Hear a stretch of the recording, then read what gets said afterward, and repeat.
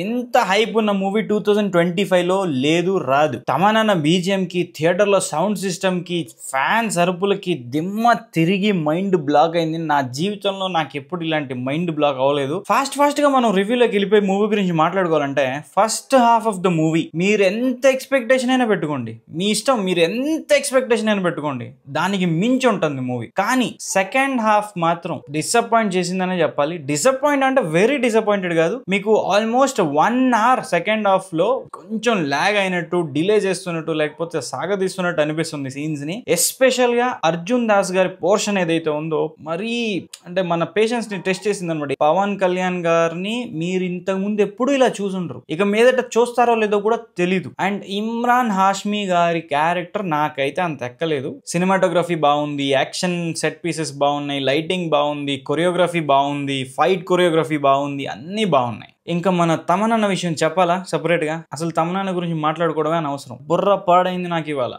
పిచ్చిగా మైండ్ ఎక్కడెక్కడో తేలిపోతున్నాను నేను. చెవులు పగిలిపోయి రేపటికి చెవులు పని చేస్తలేదో కూడా అర్థం కావట్లా. అన్నా ఏంటన్నా కొట్టుడు, దంచి కొట్టావు కదన్నా తమనన్న, దండమన్నా నీకు. చైర్ లో ఎవరు కూర్చోవట్లేదు, ఎగురుతానే ఉన్నారు, అరుస్తానే ఉన్నారు.